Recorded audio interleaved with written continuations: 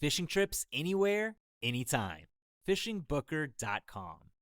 Help conserve Florida's flats fishery with the new Bonefish and Tarpon Trust license plate. Visit btt.org to reserve plates for your vehicle and boat trailer today.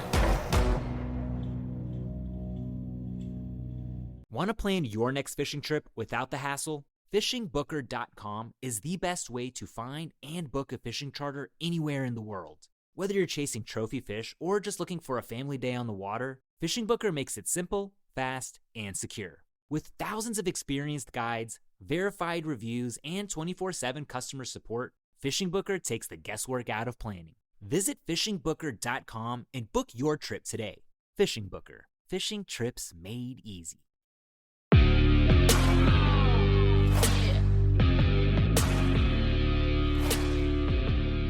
All right, everybody, welcome back to another episode of the Bowhunter Chronicles podcast, brought to you by Huntworth.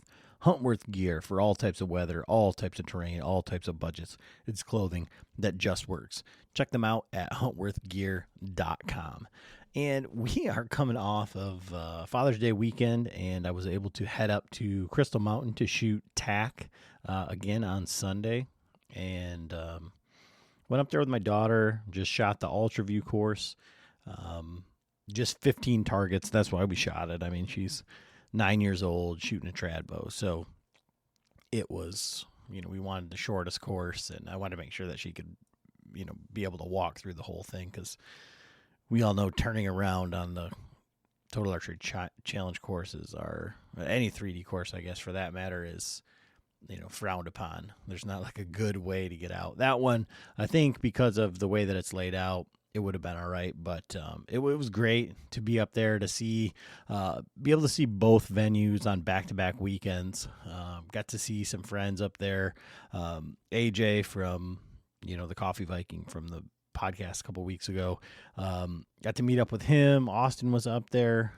Blake and some of the guys from Tuber Saddles and Hunt Arsenal were up there. Got to see them. Got to see Andrew from Outdoor Driven and talk with him for a little while, and just fun. Nice to see Crystal.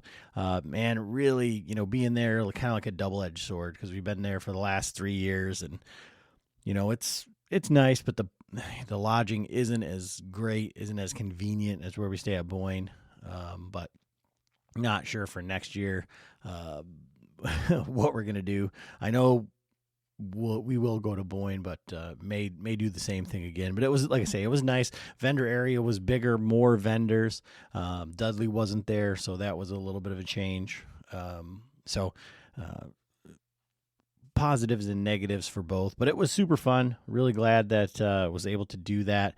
And so this podcast, however, on the way back from Boyne, I stopped off in Cadillac and met with Anders Garner. I've met him a couple times at a couple of the NWTF banquets, but if you go on Facebook Marketplace and you look up bear bait or animal feed, you're going to see his stuff. And I did not realize the podcast that I did last year with Pat Casey, he was talking about this guy with a nonprofit up in Cadillac, and that was Anders. So reached back out with him, and he has a nonprofit. All or most of the profits from selling bear bait go to the P.A.T.H Foundation, which is passing along the heritage. So he's just doing this so that they can put more money into hunts for. It started out as like underprivileged kids or families, and ended up going into people with disabilities, veterans, first responders, all that. And actually, a good friend of ours, Mike Stewart, his son Hunter, actually killed a buck with them. I think it was the first deer that they killed last year. So it's really cool to kind of see the whole thing come full circle. But we'll find out this upcoming week, I believe, if we're going to draw for Michigan bear, which we should, and really looking forward to that. So wanted to talk about like some of the ins and outs of bear baiting, bear behavior here for the state of Michigan, and I would imagine that it would transition over to places like Ohio. I don't even know if they've got bears there, but Indiana, Minnesota, Wisconsin, Minnesota, any places like that, I think some of the same stuff would transfer over information and kind of the way that it goes. Real interesting stuff about the movement of bears, hunting with dogs, and how that affects bear baits and kind of what we're looking for at different times of year. So real cool podcast. Really enjoyed it. Got to sit down in person. Got to see one of his bear bait sites, one of his setups. Obviously, it's not active right now, but kind of how he sets it up, where he set it up, as well as like the whole bait operation, which is it's a lot. We talk about that in the podcast, but yeah, definitely a lot. So I know you guys are going to enjoy this one. Got to give a shout out, a little bit of housekeeping to our friends, obviously Huntworth. Go check them out. Latitude, you can use code PHC to save 15%. And I used their that Ranger 22 pack for the Total Archery Challenge this year. I just took the hip belt off it and ran my arrows through the water bladder place. Same thing I do with the Insta360 camera. So it's just an excellent pack for a day pack for all your gear. Definitely check that one out. Big shot targets. There were some big shot targets up at Boyne. BCP. We'll get you 10% off of there. And they're also now Delta McKenzie, and they had some of those quiver targets up there. And that is by far the coolest thing in 3D targets right now, being able to, overlay with your phone the vitals, the bone structure, and move that in and out to just see the heart, to just see the lungs, to just see the guts, to see, even have the femoral arteries running up and down the back. So definitely get over there, check them out. As always, Zinger and Canati. Didn't shoot Canatis with Zingers with the trad bow, but the Canati arrows held up great. Shot quite a few arrows into trees and things like that, and came out without any sort of issue. So Brian and Steve and Brandon are doing a great job over there. It's a Michigan company. Why wouldn't you give them a shot? And especially the Zingers. I mean, we've been shooting them for a long time now, 5 years plus. And John finally shot him this year, Total Archery Challenge, and nothing but good things to say. So if you're on the fence, if you don't like fletching arrows, if you're in a pinch, Zingers are an amazing resource for guys like me who are just bad at fletching arrows. And then I mentioned him earlier, Genesis 3D Austin. He is now part-time with his main gig at his work, and he is kind of mostly full-time Genesis 3D. So I got a podcast coming up with him. I'm going to go check out the studio, check out the workshop where all the stuff goes down, and definitely looking at excited to just go in there and see where it's come, where it ended up from his attic and the upper bedroom. So super cool. Go over, check them out. Genesis 3D for the Patreons. There's a Patreon code for Genesis 3D to save you some money. He usually throws in a couple extra things here and there for you guys. So definitely check that out. But this episode is a great one, especially for guys who are just interested in nonprofits as well as bear hunting and baiting. So as always, thanks for listening. Enjoy the episode. All right, everybody, Adam back with another episode of the Bowhunter Chronicles podcast. And today we're talking to Mr. Anders Garner. We're going to talk a little bit of bear hunting. So for me, when I talked to you the first time, it was like, okay, let's try Bear 101, bear hunting for idiots. And we are right now surrounded by what? How much bear bait is almost within arm's reach? Almost within arm's reach. Heck, man, we're probably talking, I don't know, 40,000 pounds. 40? That's just within arm's reach. That's insane. Yeah. So we're going to get into bear baiting, bear hunting, how you get into it, a little bit of nonprofit, but a little bit of history for you. Like, here we are sitting here, I would say knee deep, but I think we're full into to bear bait here. Growing up hunting, how did you get to where you're at right now? I was really lucky growing up. I was able to be exposed to everything that the state basically has to offer. There's been a few things in my adult life that I've had to, catch up on, so to speak. Last year, just over a year ago, first time went shooting carp with one of my buddies. Never done that before, For me, like I said, I was just lucky to grow up the way I did. My dad hosted Michigan Outdoors in the 80s and 90s. Was able to catch king salmon. My first one was on Lake Huron, back when they used to have salmon. So, I've just been really, really lucky in life, and that's kind of driven me to here.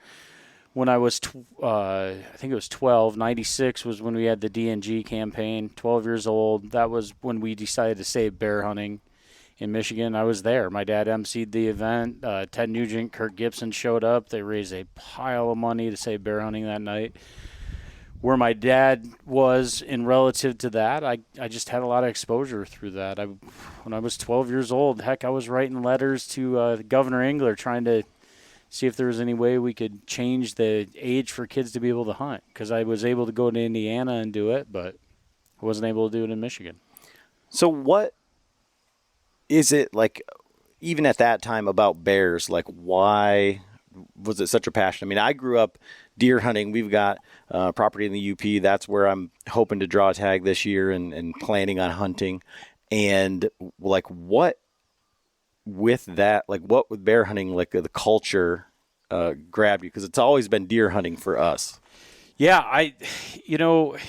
like I said, I was exposed to everything. My first bear hunt was in 2002. I had an Amossaw tag.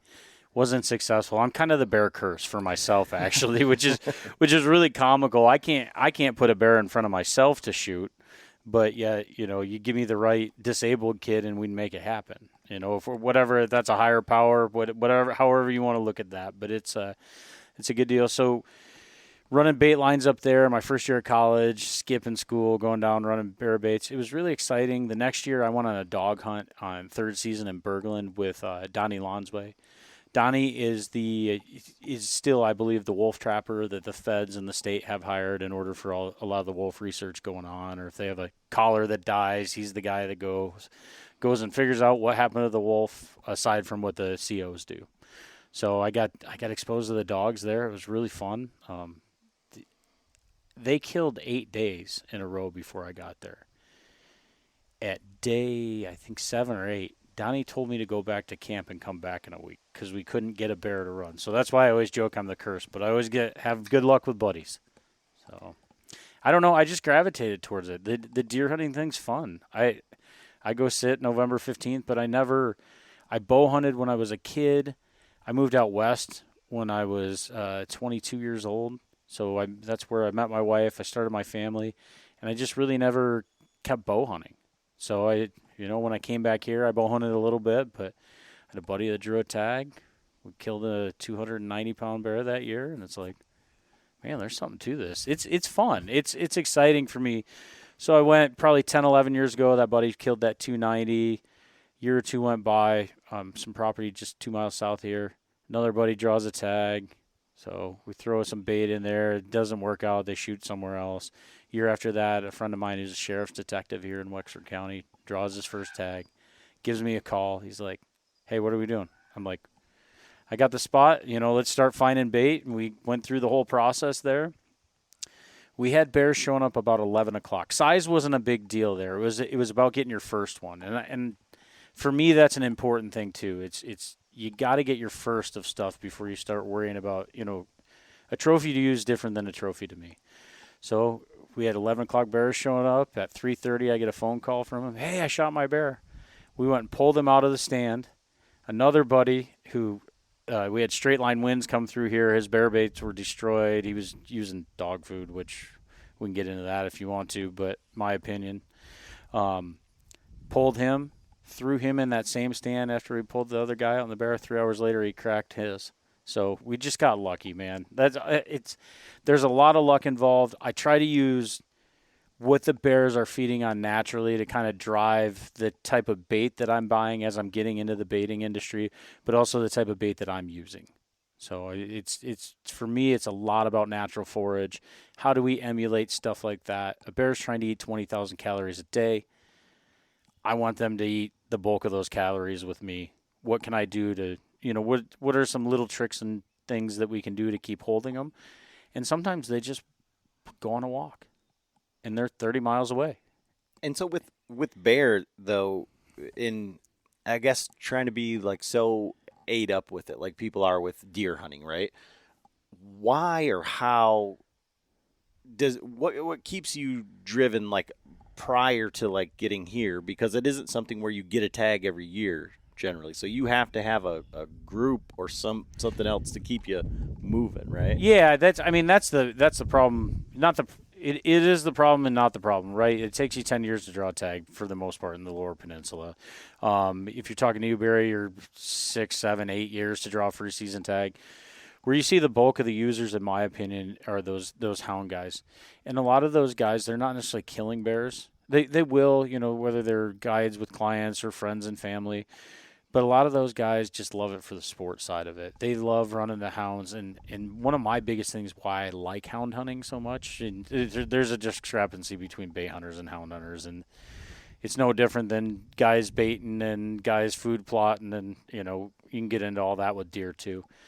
Same thing happens. But those guys are using that resource every year. They pour all that time, that money, that soul into that dog. And it's the closest thing to catch and release hunting we have. If you can run a bear and tree it and walk in and take a picture, you can pull those dogs out of there. You don't have to shoot it. And to me, that's really interesting about the dog side of the sport. Is it's no different than a big rabbit chase. It's just on miles instead of acres. And that's why I like the hound hunting. I am not a hound hunter. All my stuff is done with baits, but I deal with a lot of hound hunters, and I really appreciate those guys. I think what they do is really, really cool. And when you see a good dog working, if you're a bird guy or a bird dog guy, a waterfowl guy, you can appreciate a good dog working. So let's kind of get into that, but I want to back up to, like, again, bear hunting for dummies or bear hunting 101. Okay. So let's say, usually it's, for me, this is coming from like very self-serving, right? So like, how would you do this? Because that's something that I want to do. Right. And it'll be a little bit like that. But let's say that you're somebody listens to this podcast and they're like, all right, well, I'm going to start putting in for bear points. And then, they're 4 or 5 points. And like, so they're planning for a couple years down the road, they're going to go. I would say a lot of our guys gravitate more towards the DIY, so they're going to want to do it themselves. Where are you looking for bears? Because we were just coming home from the Total Archery Challenge. I just found out information that up by me about bear activity or feeding that I didn't know of at all, and they're like, "Oh yeah, watch out for, you better hope that it's a wet August or something so that the corn isn't dried out because the bear will just be in the corn and all this stuff," and like all this things that you normally wouldn't think of. And so in that sense, like, where are you looking for bears if you're a straight out of the box new guy? I hunt strictly private ground, but if you're standing in the yard and you're asking me this question, hey, I drew a tag in Baldwin area. Baldwin's what I'm most familiar with because that's where I run my baits. And you're going to hunt down by Leroy or Luther or, down and closer to that Baldwin nucleus. There's a lot of activity in there. And one of the biggest things I tell guys is find that oak ridge adjacent to swamp if you can find it, right? It only makes sense, especially if you're going to have a good acorn year. Same way you chase deer with a mass crop, you're going to chase bears with a mass crop too. I like to remind people of that 20,000 calorie thing that I referenced, and I'm sure I'll reference it again. That's 11 gallons of acorns. So like that puts kind of a visual perspective on what that bear is trying to consume in a day. And a bear is definitely a critter that would much rather amble through things. You know, they don't want to, they will go sit at the honey pot, so to speak, and eat. But for me, I'm going to look at where those transitions are to where maybe, like, if it feels right, you know, this is the swamp edge. This is, we have upland baits too, but it feels right. That's what I'm looking for. Hopefully adjacent to oaks. You know, that way, when you get closer to kill season, if that mass crop starts coming on, they start dropping, you can go in with nuts and peanut butter and granolas and hit that high protein, which is what they're looking for at that point in time. That way you're right in that same bedroom, so to speak, trying to get them from where they're living to where they're going to eat. Cornfields too. I know a lot of guys that are hunting edges of cornfields. I don't have that on my sets. I got a guy over east of Falmouth, right off Dead Man Swamp. That's what he does. He runs a lot of cornfields.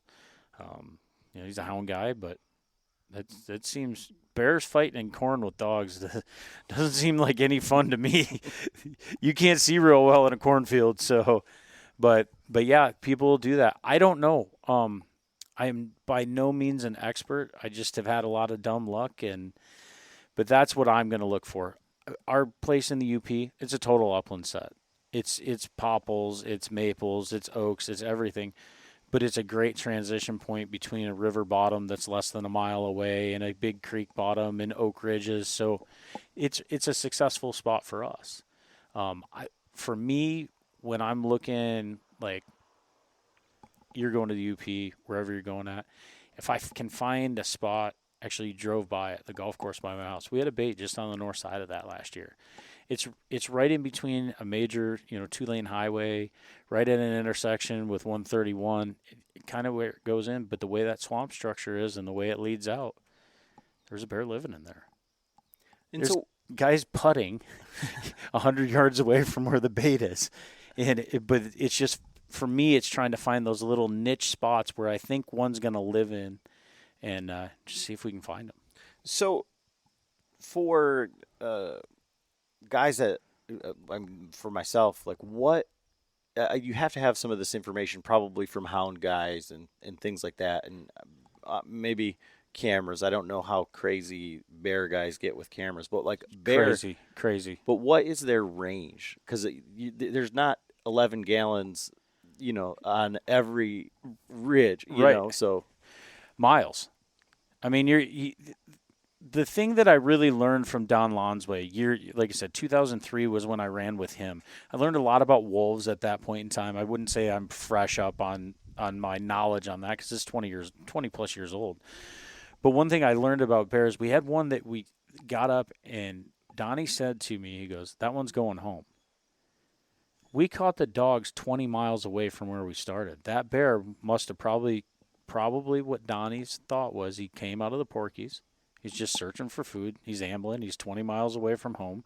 Those dogs got him up, and boom, he ran back home where he knew the terrain. There's an old story I heard, and I don't know this, from a DNR guy, but they've talked about bears they've radio collared. And one bear would get up in Marquette County, walk to the east end of the UP. He'd go hang out with the ladies over there for the summer.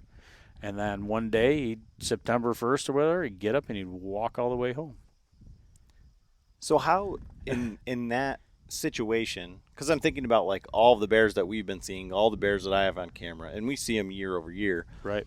But how do you even set yourself up for success if that bear just happens to travel through there at that time? Or you understand what I'm saying? It's tough. It can be really, really tough. I mean, you're allowed 3 baits. I would recommend every single person runs their 3 baits, even if it's just a throw-in somewhere where you're like, well, maybe. I'm always trying stuff. If I don't have a hit in 10 days, I move on from it. If I don't have a hit within that first 10 days, and I've done it enough where I've kept those spots baited, and I'll get a sporadic hit here and there, but I just pick up and move on. Let's find a new. Like it was said before, if you hadn't seen a deer in how long, find a new stump. I go find a new stump. But I'm not afraid to also, like I said, find an upland setting that there's a spot just west of me here, 1.5 miles or so, and it's right off a swamp edge. I threw a set in there. I didn't have any luck. That's okay. Yeah, I had to try it. It was a piece of ground that I could use. I had another spot right off the swamp here. We killed, neighbor shot one 2 years ago. I couldn't get a bear to hit it. Sometimes they're not in there. Sometimes there's, it just depends on where they're moving. I did have a customer last year that his baits went dead. Calls me second day of season. It's like, man, I don't know what I'm going to do. Like, baits went dead. Long family stuff going on, but pretty emotional hunt for the guy. I go, come over. We mix him up a bait bucket. He sits it that night. Doesn't get hit. Calls me back. Oh, that didn't work. Calls me back the next morning. Man, that got slammed last night. Okay, come back. We'll mix you up another one. He had some stuff that he had thrown extra in my mix. That was the only thing left in the bucket. So I was pretty proud of the fact that what I had thrown together worked well for him. Takes that bucket out, dumps it. Next night, kills a bear. Now, it was the biggest bear in the world to him because of his family situation at that point. It was a 122-pound, 2-year-old male. But it was a radio-collared one that they had collared in between Baldwin and Luther and Irons in that area. It's probably just into Lake County, on the edge of Osceola County through there. And that bear had walked. We got to see the printout from that collar. That bear had walked all the way up to Irons, all the way down to Baldwin, and walked back in his little home range around Luther there, back through Luther, and died just north of Tustin. So what that tells you is that bear was a young male, which we know that because it was radio collared, but that would have been my guess anyways, the size of bear and the way he looked. He was a young male that was looking for his spot where he was going to winter. He's no longer with mom, and he just happened to walk through there. And so there is some dumb luck. Last year, my a 16-year-old blind kid hunter, bear he killed 362 pounds. We never had on camera. I had a 120-pounder there every day. I think he got bumped off another bait, or we put something out and he came in. His nose was in the air. He liked the smell of it, but he had never been there before. Maybe he was one of those bears that travels 80, 90 miles and goes over and hangs out with these girls over here for summer and gets ran around by these hounds and then picks up and goes back home for winter. So, I mean, I'm literally just trying to process this Yeah. because, for deer, I would say the population is immensely greater where you can see, 20, 40 deer in a field. And then where you hunt. Well, I'm just joking. Well, but that wouldn't be something that somebody would be like, I can't believe that you're lying. There's no way. Right. Like right. Somewhere that happens, right? And for bears, generally speaking, I would say more than not, people aren't just seeing them all the time or getting pictures of them randomly, one here or there, but not like regularly. I would say that's a super fair statement. And so, like, when you're trying to hunt rutting bucks, well, you can just go find does. Where are these deer hanging out? So for bears that are traveling like this immensely wide circle, and then I'm just picturing like essentially like the kid's toy, like the spirograph, right? Yep. And where all the if like you do 3, 4 of those, well, now you've got all these bears, and it's not this grand number of bears, but they're all intersecting in all these different places and different baits. So, like, what is the strategy from a bait standpoint to like maximize those intersections? Have what they want to eat. And early season, we throw a lot more candies. I'm trying to emulate the berries that are on. So if raspberries and blackberries are on, I want to be throwing more candies. They love marshmallows. Certain guys would prefer Lucky Charms marshmallows over the regular ones. They all work. I actually, was it 2 years ago, guy shot a bear, had a brand new, beautiful, fresh bait bucket laying right there. They took it in, threw it down. Bear comes walking in, smells the fresh stuff, licks it, and goes over to the pile of marshmallows that have been sitting there waterlogged for 2 weeks. That's what it wanted. So it's figuring out what they want. When in the bait business where I wanted to be a little bit different or I wanted to kind of make my name was I sell 55-gallon drums for $100 each. I try to hit at least 200 pounds in them, give someone a fair value, but I'm mixing all these products together. So I'm taking candy elements, I'm taking protein elements. I'm trying to give a guy a shot that something in that barrel, every bear that comes by is going to prefer something over the other. It's no different. A gentleman just bought some peanut butter. They're in Quebec hunting, or they're probably back by now. He sent me a picture. They were 5 for $6, and when we were talking about peanut butter, I said, bears love peanut butter. He sent me a message. He goes, listen, he goes, not all bears love peanut butter. He goes, but the bears that love peanut butter really love peanut butter. So, but you're just trying to stack the cards in your favor. Like if all of a sudden you find out that one man, he loves frosting. We killed a 470 2 years ago. My buddy did that I helped him with. That thing loved Rice Krispie treats. He'd sit there. We had big chunks of Rice Krispie treats, bigger than a basketball. And he'd sit there right on his butt and just like corn on the cob, eat Rice Krispie treats at night. It was really cool, but that was the thing for him, and that's why when I do my barrels, I'm trying to hit so many different things because I'm trying to give that person that extra shot that maybe something in there they'll really, really like. I've had guys tell me with some of the sprays which by the way, with the super soaker stuff, it's really, really effective. You take some sort of scent, whatever it is, just so your listeners know. On state ground, it's actually illegal to do that.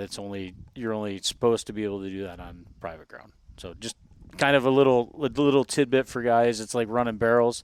You can only run barrels on private ground. You're not allowed to run those on state land. And so just for the listener, the super soaker thing, what are you talking about with that? Super soaker. So you get some sort of scent. There's a lot of different products out there. A lot of different companies have it. Mine, the scent stuff that I use, I'm using all discard food waste of some sort. Like I have a blueberry one. I have a caramel frappe one. My deal was I didn't want to take synthetic stuff. I wanted to take food grade things and kind of give them another shot, so to speak, on the recycling end of it. So what you're doing is you'll take, I don't know, a half-gallon container or a spray bottle, anything like that. Take a little spray bottle, put something in there, spray it up in the trees, get a scent out there, let that wind work for you, let if you're on the ground with some oils or different things, you're trying to let those raccoons walk through that. They're going to put that scent on them, and they're going to track that scent off. I call raccoons my number one advertiser. Can't be in business without advertising. So I feed a lot of raccoons. A lot of guys don't. Oh, the coons ate all of this. Well, the more the coons are there active, the more they're spreading that scent out that maybe I do get a bear passing by that, hey, I kind of like what the coons are tracking around. Let me go check that out, and who knows, maybe I can hold him.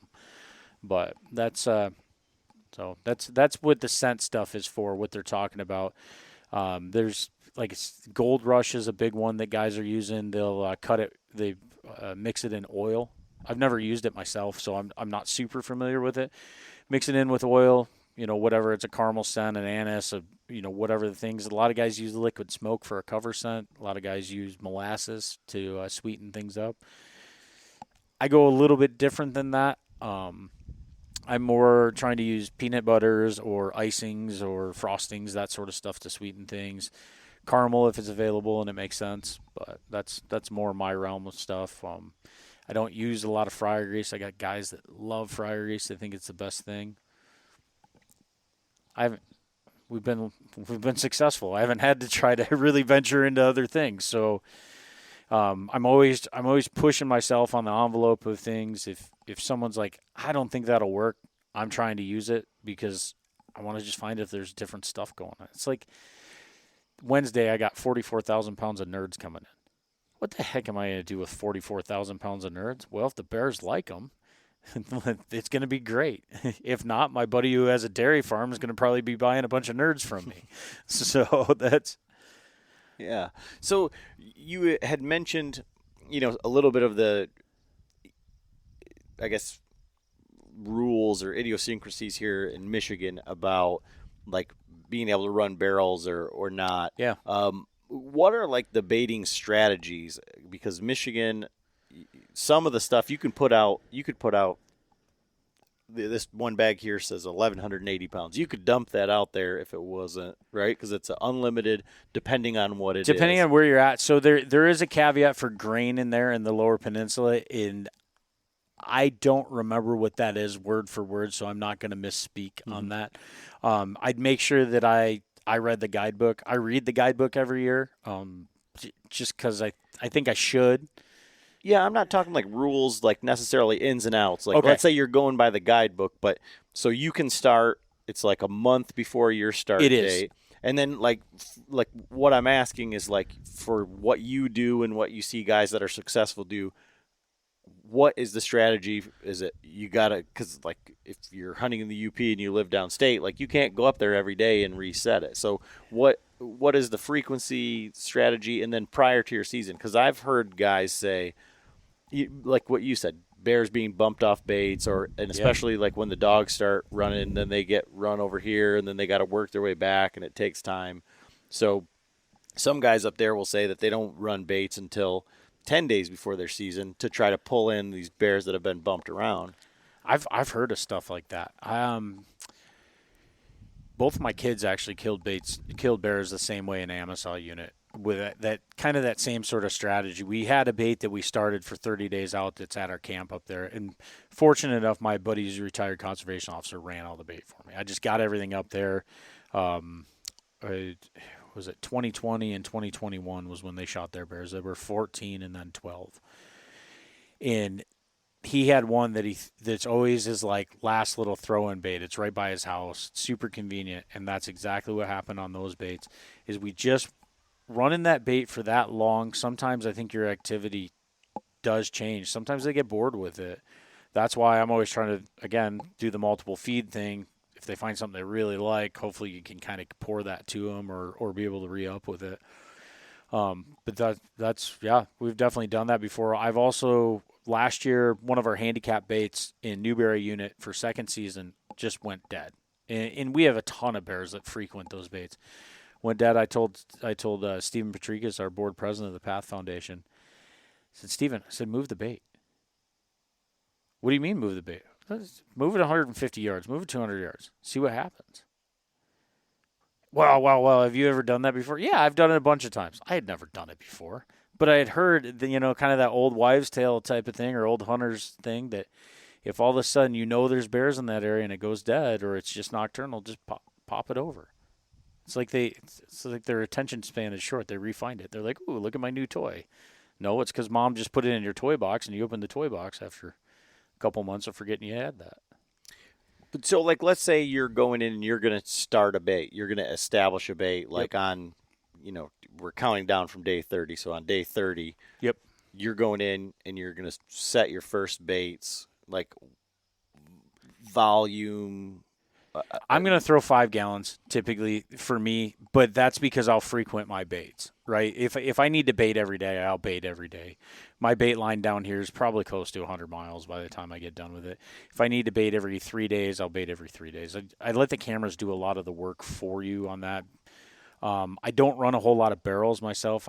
I've flirted with it a little bit, just trying to learn it, but I haven't needed to. I'm not the guy that covers their baits. I don't dig the holes. I run open baits. But again, I go back to I want all the critters in there. I want as much activity as possible. A lot of guys don't do it that way. A lot of other guys they're putting that. I got some guys that they think running a coffee can a day. Make that bear have to work for it a little bit, run that coffee can, and they've had success. But I like throwing a lot of bait. I like feeding them. I think it's good because of the way I like to feed, less candies, more proteins. I think it's good for their health. So that if I'm walking in, you got your spot in the UP, this is where I'm going to go set up. I'm walking into that bait. Probably a guy like what you guys are doing. You're probably digging a hole or something. I'm throwing 5 gallons down in there. I'm covering up with logs. I'm going to get some sort of spray. I'm going to get that up into the air. Whether if I'm on private ground, my understanding is you can kind of soak those logs and stuff around your bait. I'm not necessarily adding that scent into my bait because some of it smells really good, but it doesn't taste very good. But I'm at least incorporating it around there. So hopefully trying to get more of that scent out. I'm just trying to get that bear to come in and check.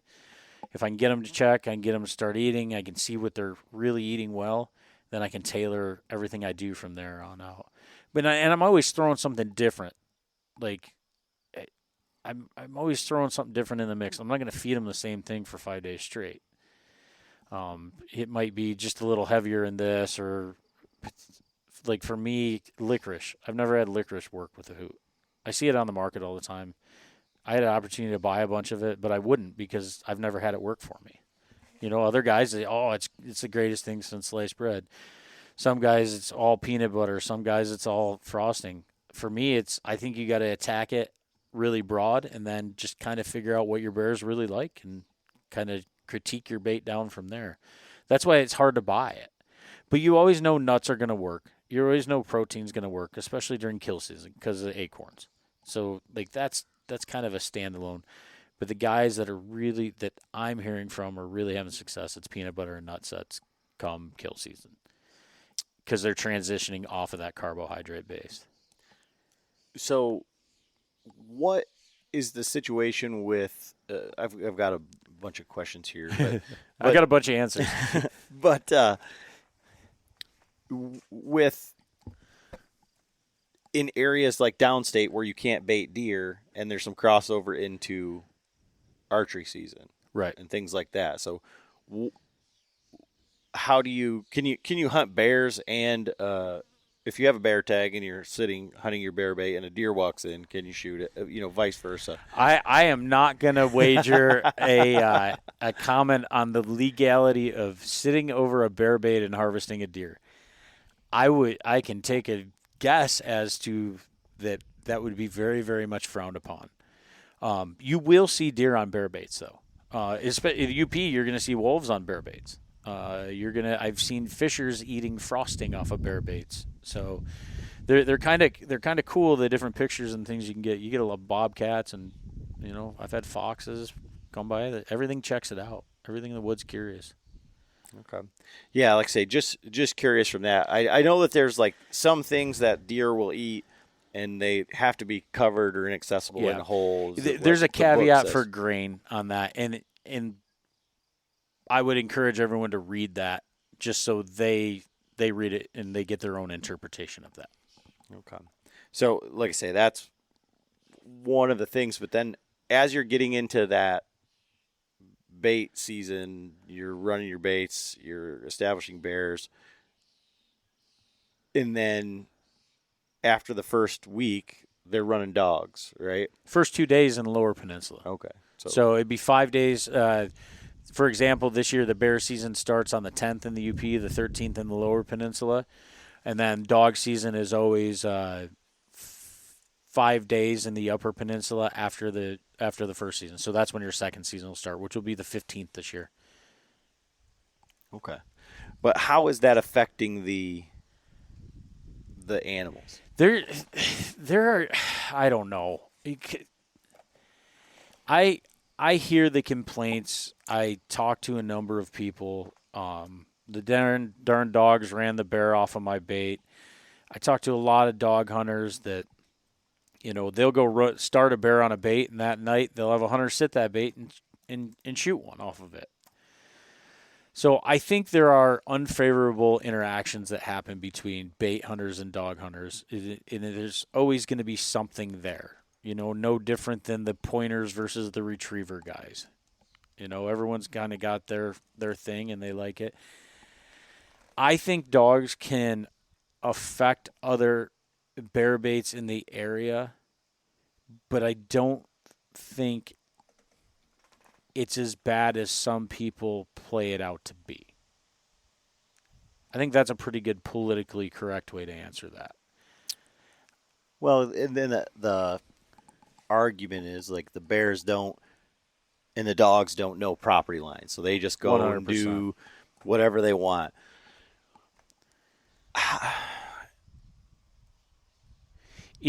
Let's take your UP bait. I'll throw this one back at you.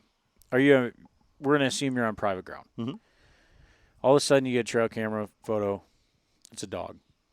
9 o'clock in the morning, 5th day of the season. How do you think that dog got there? The dog got there because of its nose. And the reason it went there is because wherever they started that bear or wherever they cut the track on a road, it could have been 4 or 5 miles away. then that bear got jumped at mile number 2 or mile and a half, whatever it is. And then, or maybe it was after your bait is where it got jumped, but that bear had traveled that night 4, 5, 6 miles, and it was hitting bait spot to bait spot.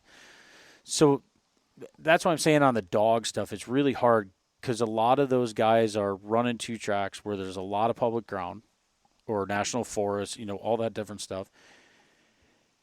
But they don't know when they cut that track, that strike dog hits, and they drop their dogs. They don't know that bear's 6 miles. They don't have any idea. The track could be going this way, and it went a half mile up that way and cut back 7 miles back to the east, but the track was going west. So that's the thing people have to remember the most is these things amble. They meander through the night. They go check. They're curious. They are, I've said it before, I'll say it again. They're a big raccoon. They mess with stuff. Trail cameras, if you're running cell cameras, you might as well just buy an extra antenna or 2 before the season starts because you're probably going to have a bear chew one off. If you're going low, if you're a bait guy, like me, a bait guy, I want my camera low. I want to really see the bear. A lot of the dog guys are putting them up high. They're better at judging them from that angle than I am. But I want to actually be able to kind of have the background with a bear, or maybe there's a barrel or a tree, and for me, for judging, it's really hard to judge a bear. The guys that are good at it are really good at it. I don't fancy myself that way. It's either a good one, a big one, or holy crap. And if it's holy crap, I don't know if that means 300 pounds or 500 pounds, but that thing's huge. So that's why when I get guys all the time, they're like, hey, is this a big bear? And it's like, man, I don't know how big that tree is behind it. I've never been to that spot. They're really hard to judge, unlike a whitetail. A whitetail, you got, man, you ears laid down, you got 16 inches. Okay, I'm outside the ears an inch or 2. Bingo, I got an 18-inch inside spread. Man, those G2s. I think when I think whitetail, I think putting my hands around that rack, and that's how I'm scoring a whitetail in my head. Like I'm like, wow, man, those are probably 4-inch brow tines. Man, those G2s look like they're going to hit 9 inches. I'm 18 in the middle. I'm probably going to be about 22 inches long in the main beam. That's how I'm scoring a deer in my head. Bear's hard to do. Man, the gut on that thing's huge. A lot of guys suggest using barrels where you can, because then when they get above that second ring, they're a better bear opposed to being below that ring. And so you just got to, I think the other thing is guys are cutting 48-inch logs or 40-inch logs, putting them behind the bait, because there is that caveat in the rule. So that way, that log's sitting behind the bait. Bingo, the bear covers tail to tip, covers it up. I'm good to go. With the dog thing, how impactful is running like dogs on your property? Like your exact same scenario. Okay, so the dog got there because it followed a bear through the property. Again, spirograph of bears in the area, all these Venn diagram craziness. Are bears not going to come back to that bait because there was dog activity? I don't think so. I mean, I think they'll be back. My personal opinion is, and that comes from, I mean, I got a lot of buddies that are hound guys too. And they can show me pictures of those same bears back and forth. And, we ran that one. Boom. It was back 2 days later. So I really don't think it's as big a deal as some people make out. I'm not saying there are not 10%, 20% of the interactions that aren't good. But I think more than 50% of the time it's not it's not that impactful. I'm hoping I'm doing an okay job with that. All I'm thinking of is like in most of like what we would consider common deer hunting knowledge is if you're after buck A and you get smelled twice or he gets bumped out of his comfort zone, right, they're not coming back, and they're going to find another area where they can be safe. And they're not coming to these baits during daylight or whatever when there's going to be this smell, this activity, these things, right? So that's what I'm saying. If there's dogs running through your bait, and dogs, I would assume a bear would associate as a problematic. Yeah, I mean, they're getting chased, right? Right. They don't want to be. They don't want to get caught. Right. So, I don't think it's a sport for them. Yeah. I think some hound guys would argue that a few of them it is a sport for them, but no, I don't. I just don't think the dog stuff is nearly as impactful as. I think it's a catch-all excuse sometimes. I think when people's baits go dead for whatever ancillary reason, it's probably 2018. I had some folks I was helping out. We had a nice bear come in, not 300-pounder, but not a 200-pounder, kind of that in between guy. Really nice, looking good, not rubbed out anything. And they went in and threw a blind in, but then they manicured the shooting lane down there. The bear never showed back up. I think if dogs would have came through and ran that bear off, I think it would have shown back up at the bait. But I think what happened was they changed too much on that bear too quickly. I like to, scent-wise, I got the property we do in the UP for the handicap hunts. He's baits every day or every Saturday at 9 o'clock in the morning. 1.2 million calories or so. I mean, it's a huge bait. We have tons of bears coming in.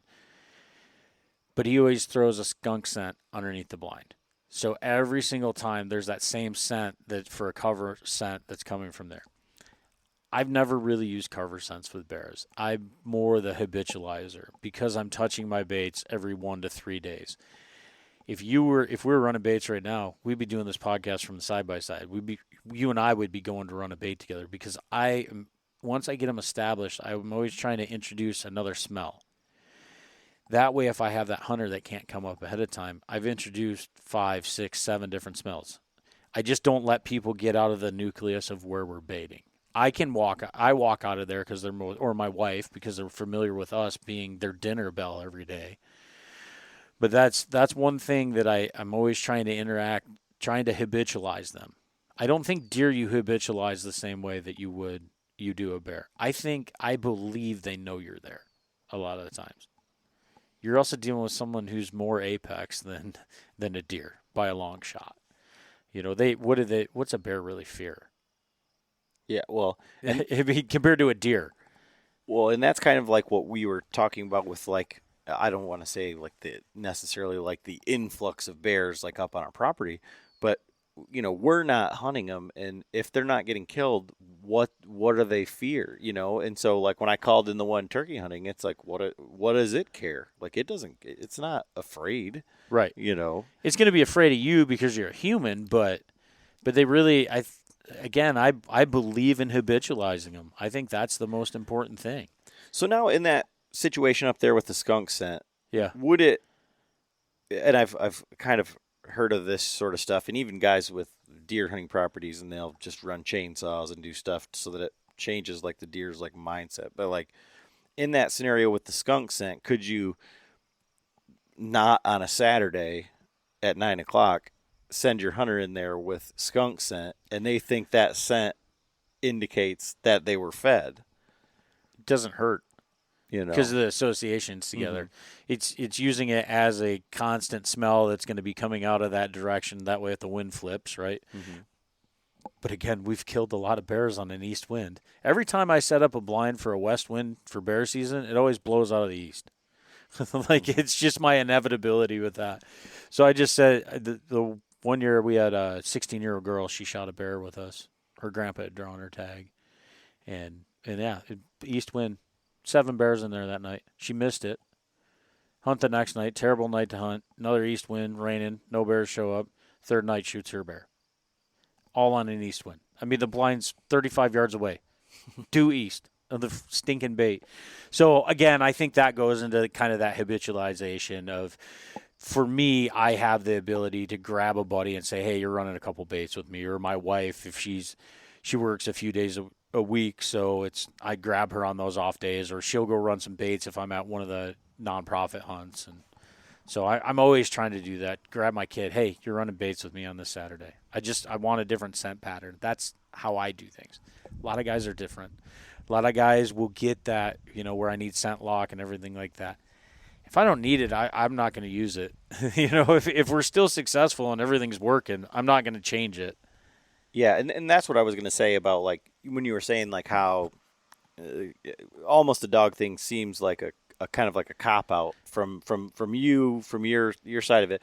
But if it was such a big deal, you wouldn't be killing bears because these dogs would be running them all over all the time. So Yeah, that's like I said. I think sometimes it's an excuse, but there's an ancillary reason. It could be a dog. It very well could be that it was just the right thing, or maybe it's that same thing with the bear traveling. All of a sudden, boom, it's September 3rd, and he wakes up and he says, man, I got to go back home. I've been up here hanging out for the summer. I'm at my summer vacation home. This swamp's awesome. I love it, but I got to live 90 miles away. He's not jumping in his car. He's got to make that trip. It might take him a week, and he's going to feed the whole way he's through there. I heard a dog hunter say to me once, he goes, if you get a big bear on your bait, you better run him that day, especially in late September, because he's probably passing through. He probably just hit that bait. If you didn't have him on camera, he's headed where his home is. He's taking summer vacations over. He's back to school. So changing it up a little bit, like, you're now in the bait business. Like, how did that come to be? Because, I mean, it is, I can't imagine if this was my operation, but it seems like it could be very overwhelming very quickly. It is extremely overwhelming very quickly. A couple years ago, we were buying bait for a handicap hunt. We spent like $5,000 for 3 hunts. I'm like, this is dumb. I had sold my company here in Cadillac, the small business that I had. We were dealing outside of the COVID stuff, kind of dealing with a little depression, but doing all the handicap hunts, that was keeping life good. I just decided, man, I needed a purpose, and if I can figure out how to sell, 50, 100,000 pounds of this stuff a year, and we can get all the bait covered, and maybe bump my head, and make a couple bucks, but keep it affordable for more people to be enjoying the sport, I want to do that. I can help a lot of people. That's my life is good. Like, we have a good life. We're blessed with what we have. Well, let's do this, and let's see if we can help a lot of people, save them some money, get more people trying to engage in the sport instead of having everything just priced out of this world. I mean, there's some people that are getting 50 cents a pound for nuts, and there's guys that are paying them. Man, 1,000 pounds is $500. That's a lot of money. Well, let's see if we can't reduce that cost for folks so they can still enjoy the sport. You get a guy that draws a tag every 10 years. He might put $1,000, $1,500 out there and just bait to do it the right way. I tell everybody, you got to plan on spending $500. If you take one bait at 5 gallons a day, and again, they could eat 2.5 gallons a day, they could eat 7.5 gallons a day, but you take one bait at 5 gallons a day, you figure there's going to be some days they're not going to hit, and it's always going to happen right before season, and then you're going to be freaking out because where did my bear go? A lot of times they show back up within a couple days. They just meandered off. They checked some new country out, went and ate someone else's buffet. But 25 days is what I look at 5 gallons a day. That's 125 gallons of food. That's the closest metrics that I can come up with to tell a guy, and that's on one bait.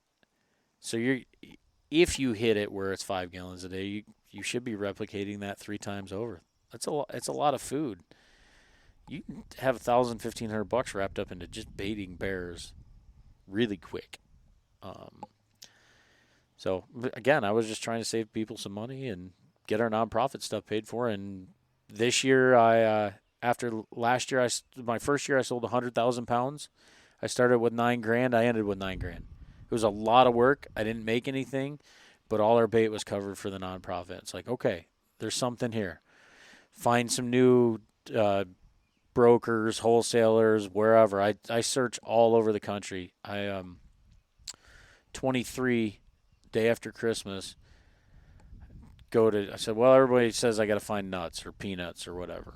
I don't have a good line on them. So I blow my circle out in North Carolina on Facebook, and I start searching animal feed. That's how I found the nuts from my buddy he became a good friend of mine in Virginia. Sunflower seeds just came out of North Dakota, Minnesota border. I found that guy on Facebook. So I'm just trying to bring in the best quality products that I can for people and trying to keep it as affordable as possible. And so you keep mentioning these handicap hunts and the nonprofit. Yeah. Like, when did that start, or when did you become involved with that? And like, what's going on with that?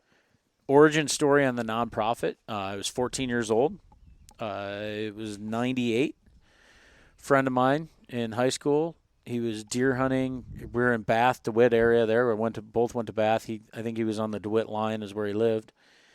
Deer hunting with a 20 gauge with a bird barrel because that's all Dad could afford. They just lost his mother to the flu April that year. Dad's working a shop job, raising 3 kids, helping her on the family farm still. And he's got a terrible gun to try to shoot his first deer with. My dad wins an 870 with a slug barrel on it at a, Ducks Unlimited, National Wild Turkey, you name it. I don't know which one it was. And it's like, I was talking to my dad, and I'm like, Dad, what do you think? Like, give him a good deal on it or something so Kurt can have a decent gun. Went over, called the family. They were home, went over and gave it to him. A few months later, a couple guys are sitting there and going, this is stupid. We need to do more of this. And so our first banquet was in 98. It was at the Villagers Restaurant in Holly, Michigan. There were 50 guys that showed up and threw $50 in a hat. And the whole mission was at that point in time was to put a fishing rod or a gun in any kid's hands that needed it and deserved it. And so they had, $2,500 and Eddie needs, this kid he knows needs a fishing rod. Boom, here's $50. Go get him a fishing rod. It morphed somewhere, and I don't know the exact date because I was out west. I was 14 when it started. I was considered one of the founding members along with my father and a few other guys. But I had my life to live. I was a teenager, growing up, going to college, doing all the goofball things. I move out west. I meet my wife. I have my family. I bring them back here. And I was talking to my Uncle Bobby, who was our board president at the time. He just passed away back end of October, early November. And he's like, hey, when do you want to get on the board? Bob, give me a couple more years. I got to get my kids, to where at least one of them is driving because they're playing hockey and all of the sports, and that had to be the main focus. And then about 2019 is when I came on, and Ken Kelly from Magnaport one day, I needed something from him, so now I'm the VP. So I say I lost that in a bad game of poker to Ken Kelly. I ended up with the vice president position, and I do a lot with the day-to-day operation. What we do right now, like our last board meeting, our annual fundraiser was the beginning of May in Grand Blanc. We're actually moving it this year. Every time we move the fundraiser, we sell it out. So 5 years ago, we were at a golf course with 350 people capacity. Then we've been at the Genesis Valley Hospital thing in Grand Blanc, their conference center, 430 people. We sold that in 10 days this year. When we released the tickets to the public, we had 70 available. 71, actually. So between all our handicap folks that shoot stuff with us, that we bring in for that, they get a ticket plus whoever their guest is or their person that's probably carting them around. Lots of people in wheelchairs, lots of different ailments that we deal with. And so they come and they get their trophy, whether it be a buck or a pig that they get shot or a turkey or a bear. So that's what we do. Our last meeting after our fundraiser, $127,000 we spent that night. We approved in our budget. We got, I think it was $8,000 going to the Wings of Freedom group. They do a big pheasant hunt in Morley for veterans, first responders. So we're a major funder for that program. There's a fishing derby days up in Leelanau that affects, a couple hundred kids. Those guys get a decent little chunk of change. Any sporting clays or trap high school team that applied, we gave them each $1,000 to help with the ammo cost. The big thing with that is though that's our future in hunting, which we still have to really be. That's our part of our core mission, is getting kids outdoors. So we still have to do a lot of that, but we're also servicing a lot of people in the handicap community. We have 4 trailers set up with adaptive shooting systems in it. I tell anybody, if it'll stand still, as long as you can press a button, bite on a mouthpiece, or suck a tube, I can have you shoot something. A duck could be really difficult. A pheasant would be really difficult, but anything, a deer, a hog, things like that. So that's what we do. We run about 25 high fence hunts a year. Just a lot of cool stuff that I get to be involved with. Again, the bear business allows me, the bear baiting business allows me the freedom. Doing it out of my house, I do it by appointment only. Gives me that freedom when I got a jet September 1st and I got to go be on a hunt for 3 days with, 5 handicap people, that I can go do that. And that was the whole nucleus around this.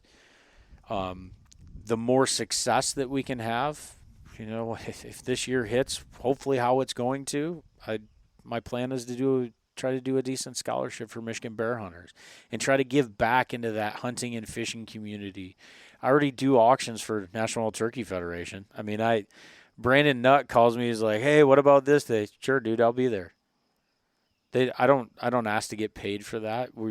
I was raised that if you're fortunate in life, you give back as much as you can. And this whole bear bait business, the hope is that's the charitable giving stuff. We're going to allow our customers to come in here. We're going to get the infrastructure all built out. We're as efficient as possible. Stay right in the footprint of my home here and help as many people out as we can. I've sold bait at 10 o'clock at night. I've sold at 7 o'clock in the morning. I try to be accommodating to everybody. That's why I didn't want to have hours. I didn't want to do like a mainstream bait thing. But I do have that. I have a retail store going over in West Branch this year. That's fun for expansion. We're gonna see how we can do. See if we can help a lot of people out on that end of the state. They don't have to drive as far. Help that guy out. Get him a extra line of revenue established. Get him more people into his bow shop and enjoying the outdoors. Well, it's really interesting from that aspect because you had mentioned about like how much bait you should run. Yeah. And it's this and this is what it costs and all these things. And generally speaking, I would always be like, you kind of got to take everything with a grain of salt because this guy's got stuff to sell, right? Yeah.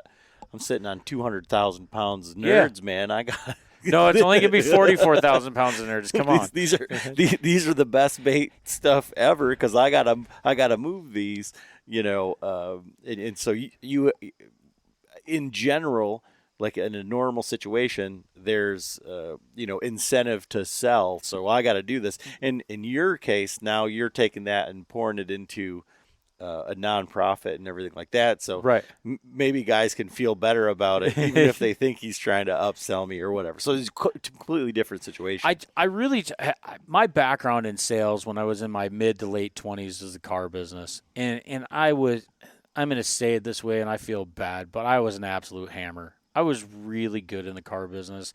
I was really good at the finance end of things and being creative but I always wanted to I always needed to be able to go to bed at night. And I don't like ripping people off.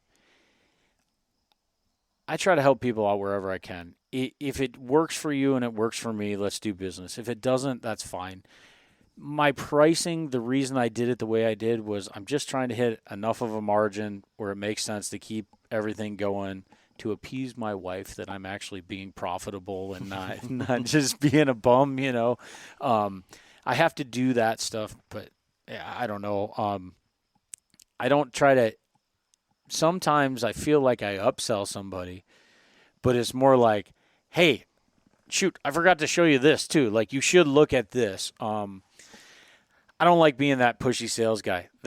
If I wanted to be that pushy sales guy, I'd go sell cars again. And I'd make a hell of a lot more money doing it. But I don't like that. I don't like to be sold that way.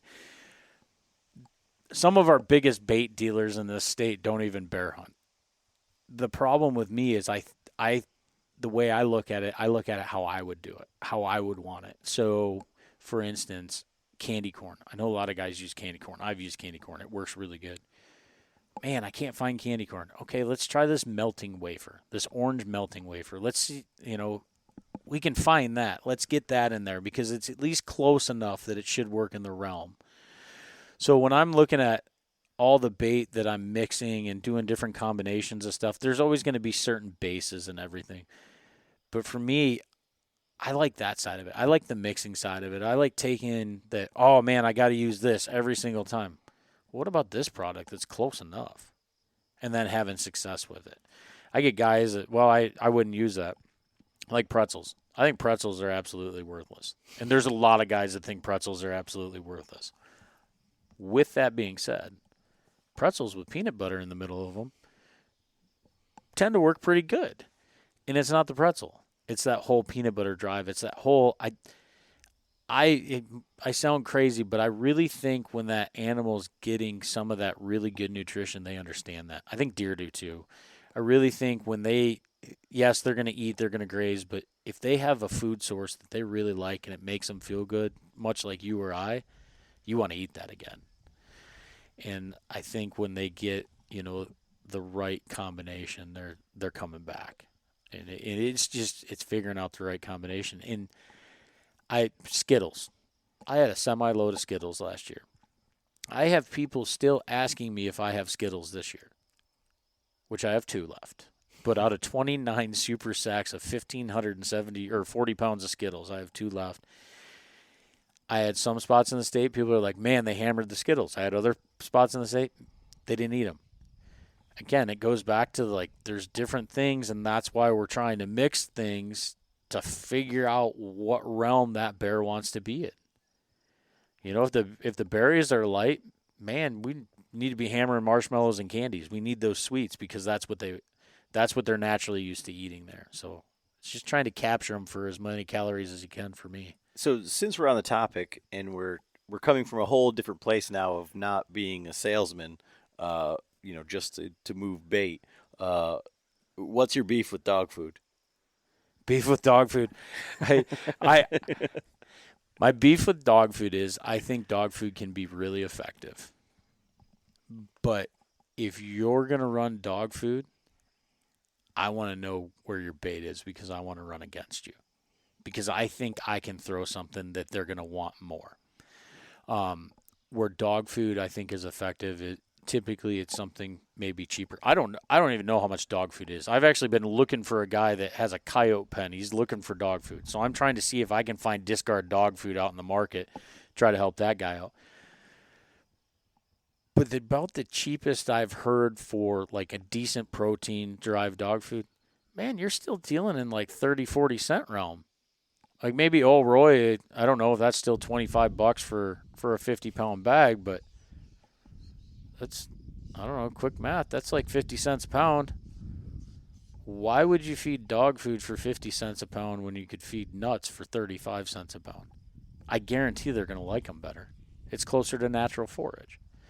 So that's my beef with dog food. I think in the right scenarios, like guys going deep into the mountains in Idaho, Wyoming, Montana, it's probably really effective because the forage is different, right? Those bears are traveling a lot more to find food than what we are here. I mean, here in Michigan, we got food everywhere for these things. Right now, the bears in the backyard, they're coming in and out. They're taking 5-gallon buckets of almond butter right out of one of the piles here. They're going into the back and they're smashing that thing, and that's what they're eating right now. They're scat. Because I found a couple piles out there. Of course, I grabbed a stick because I want to learn. I'm trying to take a biology sciencey approach to this. Let's go deep into it. And there's a lot of grass that's what they're eating right now. So that must be whatever they can get. That's telling me that they're not finding, or that's their only source of really good nutrition right now. And what grass it is, I have no idea. I didn't dissect it that far, but yeah, up by us, like when I was out turkey hunting, I came across a big pile, and it was all sunflower seeds, the black oil sunflower seeds. Oh, yeah. So somebody had a bird feeder. Somebody's bird feeder, yeah. Black oils get expensive to feed bears. They love them. Bears love sunflower seeds. I don't know if like the sunflower seeds that I carry right now, they're stripes. My stuff was out of the human consumption market, so A lot of mine is salted and roasted, much like a David's or a big sunflower seed. They're eating them just fine. Black oils are just so expensive. I called up a guy that I met last year through Facebook is how I found him. Sunflower seed guy, farmer in western Wisconsin, northwest Wisconsin. And it was 30.8 cents a pound for me to buy black oils from him. I had to provide the bag and the pallet and pay him the labor to put it in the bag and the pallet and then the shipping on top of it. I've been like 45 cents a pound. How do I make 10 cents on a deal I can't. I wouldn't want to do that to customers, so I didn't bring them in. So what I did was I searched for something different that should be comparable. And that's where the stripes, they're not as good for like your songbirds and stuff when they're salted. They don't recommend salt for songbirds. I don't know why. It doesn't really matter to me. Blood pressure. Yeah, whatever, dude. I'm in the bear realm. I'm not really worried about your chickadee in a little bit of salt. But stripes are a thicker shell than a black oil, and that's why it's hard for songbirds to crack them. That's why I don't think they're as widely used as the black oil is. But black oils are expensive, and I'm not willing to put that much on the line for a black oil sunflower seed when I think we can find something less expensive. Like the sunflower seeds I have right now, I sell them for 30 cents a pound. I would be paying more money for the black oil, and then I'd have to buy the bag. I'd have to buy, if it doesn't make sense, I try not to do a deal just to have the stuff. I try to bring in, like I said, the right products. I've tried to bring in mass quantity of straight product. I got 40,000 pounds of icing sitting here. Do I think I'll sell 40,000 pounds of icing? No. But I might have it for 3 or 4 years, and I don't have to go find it again.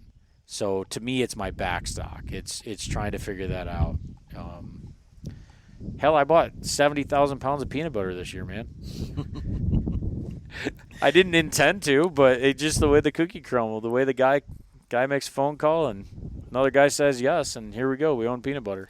So if people are interested in getting bait from you, because I know that you had said before, like you'll be out of bait or bait buckets or whatever by this time. So how do people get a hold of you or find you from that aspect? Easiest way to find me is on Marketplace. And if you want to get really specific on it, just go to Cadillac and search animal feed bear bait. Once you find one of my posts, right now, every single one of my posts is an individual product. So I'll have a post there with nuts or fruit snacks or different barrel mixes. I do that. I used to do posts where it was just everything. And I think the information becomes super overloading for a person, when all of a sudden there's 400,000 pounds of things listed on there. There's everything from, next week, a nerd to a peanut. So I went through, if you go there, you can find my name, Anders Garner, click on that, and then you can see all my different marketplace listings. I believe I have about 16 out there right now. That's the best way to find me. My phone number is 231-942-9003, 231-942-9003. That's my cell phone number. I try to be as accommodating for people as possible. I live right at the crossroads of 131 and 115 on the south side of Cadillac. I'm 2 miles from that intersection. Pretty easy on and off for guys that might be traveling from Detroit, Lansing area that are hunting Northwest Baldwin or West Baldwin unit. I get a lot of folks that are coming through from the Grand Rapids area, headed up to the UP, or I should say Southwest Michigan, headed to the UP. Those are kind of my customers that I service a lot of. The barrel thing, last year I think I was around 150 barrels I sold. I sell those at $100 a piece. It's a mixed barrel. If you buy 4 of them, I knock $10 off because it's just hooking it on a pallet, putting it in the back of someone's truck. I try to make it pretty painless that way. I'm always searching for barrels. My deal with barrels, because I put everything in a 55-gallon drum, I'd like to find smaller stuff, but it doesn't make sense economics-wise to try to stay at that $100 price point. I'm pulling pickle barrels out of Port Huron right now. I'm spending $8 a piece. By the time I get them home, I got just over 10 into them. I'm putting a bag in them. If a guy needs a barrel, I sell it to him for $10. I don't sell barrel. I'm not one of those guys flipping barrels on Facebook. I'm buying them to package bait or animal feed because I want to make it easier on the hunters. Not everybody can get a tote of granola. Not everybody can grab a tote of granola, a tote of sunflower seeds, throw those in his barn, plus a bunch of candies and mix it together. Not everybody wants that experience. If you're a guy that's, guiding 6 people, that's a different customer buying.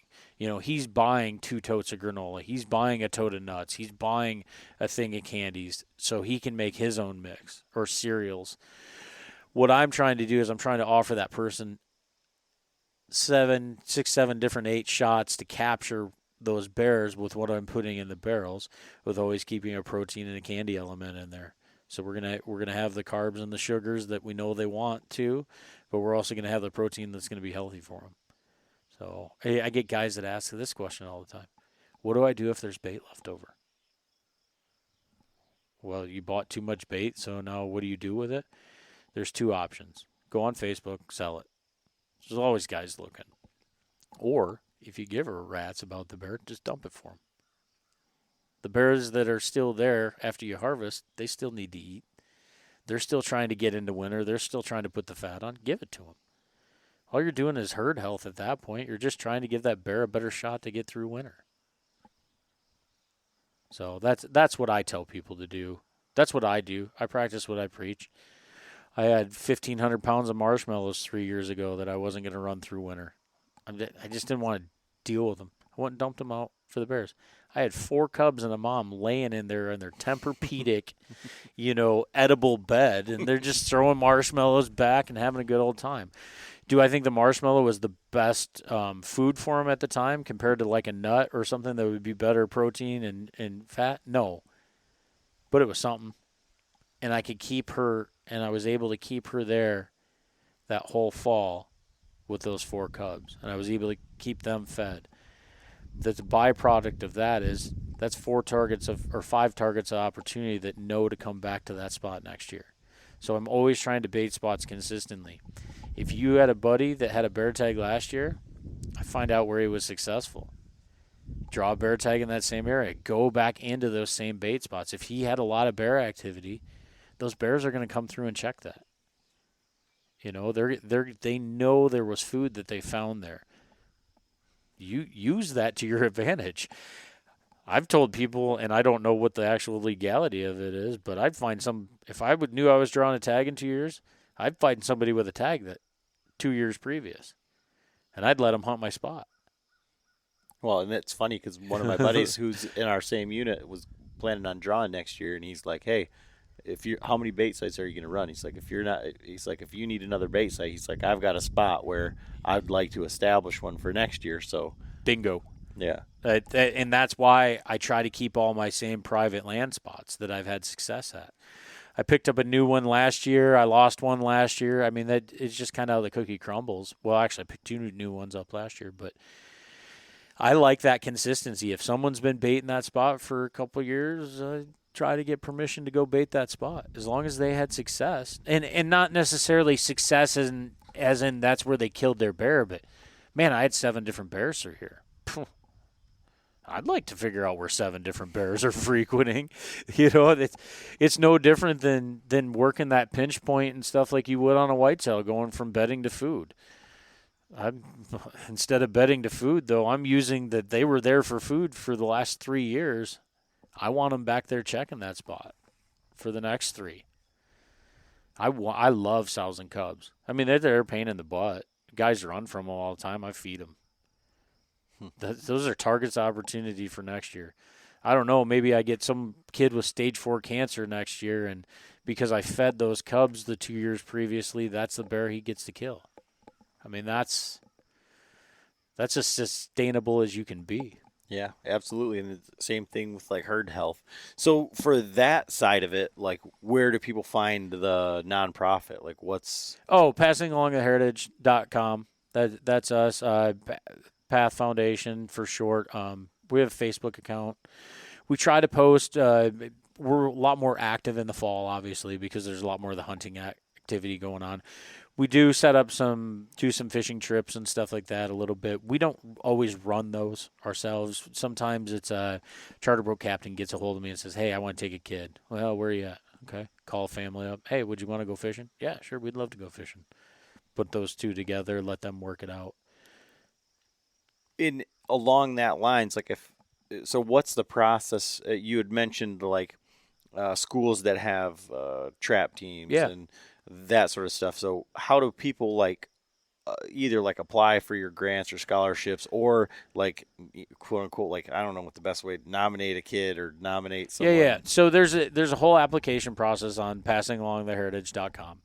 And you go, I've never done the actual application. So you got to remember, this is a guy that doesn't know what he's doing here.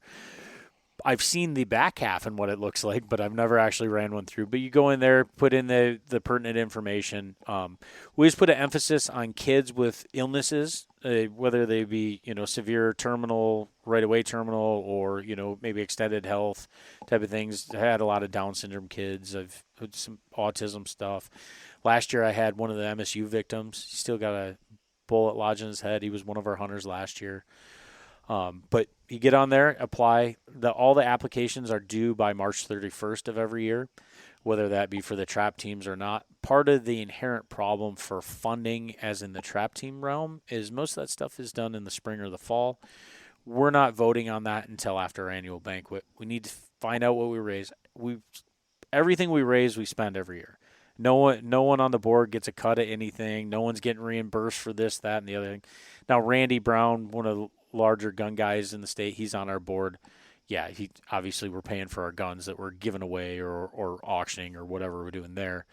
There's that, but no one actually takes any sort of salary out of it. We all do it volunteer.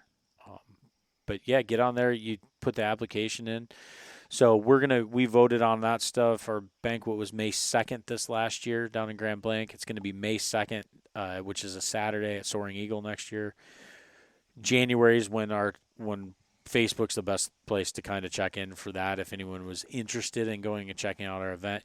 Very similar to anywhere from an NWTF to a Safari Club banquet, which I don't know if you've been to either one of those. Safari Club obviously has a little different feel than NWTF typically, or ducks or elks, or we're kind of a bridge between all of that. Everyone came out of helping with nonprofits that started this. So we're kind of that grassroots feel that you're going to get at an NWTF event banquet or a ducks banquet, but tend to have some more expensive items, not necessarily Safari Club, things going for $20,000, but we're gonna have some $2,000 items. Our gun of the year last year went for $7,000.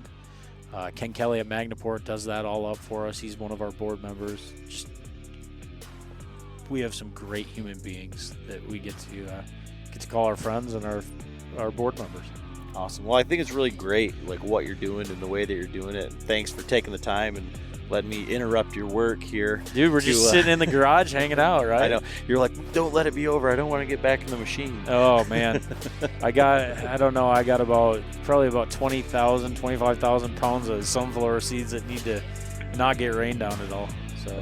But awesome. Thank you. I really appreciate it. Yeah, I hope it was good for you, man. Oh, it's fine.